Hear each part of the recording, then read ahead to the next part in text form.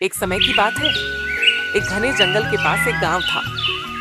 उस गांव में दो दोस्त रहते थे जिनका नाम था रामू और श्यामू।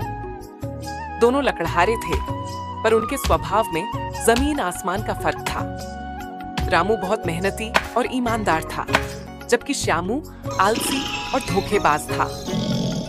रामू रोज सुबह सूरज निकलने से पहले उठकर जंगल चला जाता और कड़ी मेहनत से लकड़ियां काटता। शाम को लौटते समय वह थका हुआ होता, पर उसके चेहरे पर सुकून होता था, क्योंकि उसने अपनी मेहनत से कमाई की थी। वहीं श्यामू हमेशा शॉर्टकट ढूंढता रहता था। वह थोड़ा सा काम करता और बाकी समय पेड़ की छांव में सोता रहता। एक दिन रामू नदी किनारे लकड़ियां काट रहा था कि अचानक उसकी कुल्हाड़ी फिसलकर नदी में गिर गई। हे भगवान, अब मैं क्या करूंगा? मेरी रोजी रोटी इसी कुल्हाड़ी पर टिकी है। रामू निराश होकर रोने लगा। तभी नदी से एक जल देवता प्रकट हुए। हे पुत्र, तुम क्यों रो रहे हो? हे देव, मेरी कुल्हाड़ी नदी में गिर गई है। मैं एक गरीब लकड़हारा हूं, अब मैं काम कैसे करूंगा? जल देवता ने गुराते हुए नदी में हाथ डाला और एक सोने की कुल्हाड़ी निकाली। क्या यह तुम्हारी कुल्हाड़ी है? नहीं देव, ये मेरी नहीं है। मेरी कुल्हाड़ी तो लोहे की थी। जल देवता ने दोबारा नदी में हाथ डाला और इस बार एक चांदी की कुल्हाड़ी निकाली।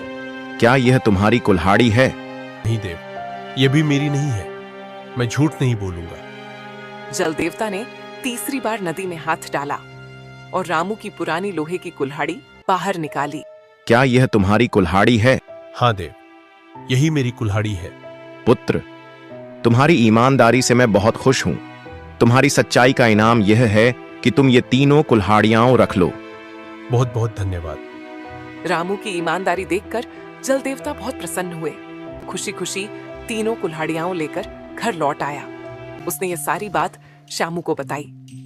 श्यामू की आंखों में लालच आ गया। उसने सोचा, मैं भी इसी तरह अमीर बन सकता हूं। अगले दिन श्यामू उसी नदी के पास गया और जानबूझकर अपनी कुल्हाड़ी नदी में गिरा दी। फिर वह जोर जोर से रोने का गाने लगा। हाय, मेरी कुल्हाड़ी गिर गई। अब मैं क्या करूंगा? जल देवता फिर से प्रकट हुए। तुम क्यों रो रहे हो?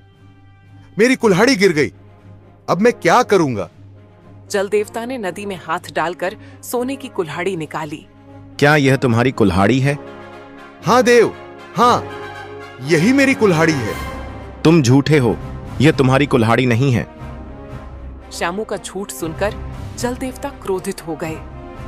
जल देवता तुरंत अंतर ध्यान हो गए और श्यामू को खाली हाथ लौटना पड़ा।